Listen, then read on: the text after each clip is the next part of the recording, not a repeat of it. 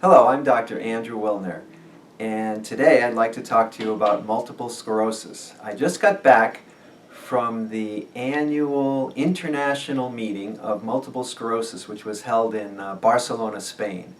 And it was a very inspiring meeting because it turns out there's enormous progress in the research and treatment of multiple sclerosis. When I was in training as a resident, we had no treatments whatsoever. In 1993, there was the first treatment, which was an injection, and today many patients are taking an injection usually every day or every other day.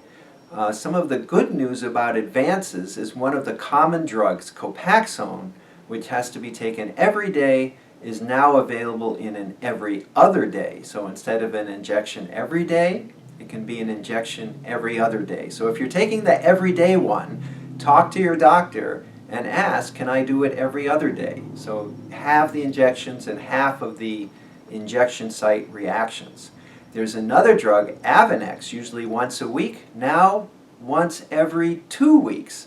So again, the possibility of decreasing the frequency of injections. If either of these drugs are not working for you, there are now 3 oral medications. This is brand new, just in the past few years. Now you can take a pill for the treatment of multiple sclerosis, a daily oral medication.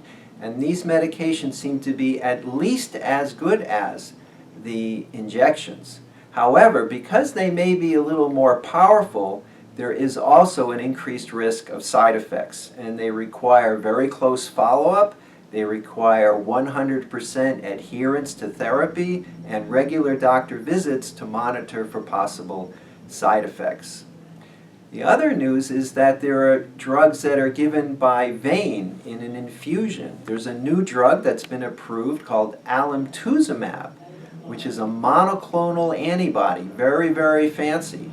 It also has very serious side effects, but it appears that it can be very useful for people with severe aggressive disease.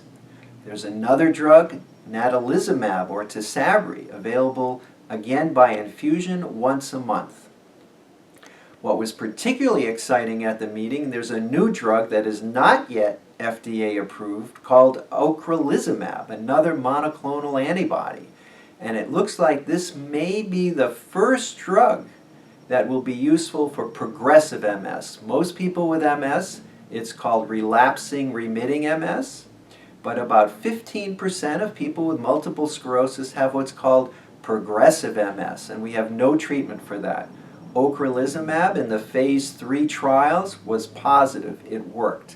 It's not yet approved by the FDA, but next year the FDA will consider it, and if it is approved, it will become available for treatment. So overall, this year there's enormous good news for people with multiple sclerosis. So discuss these options with your doctor.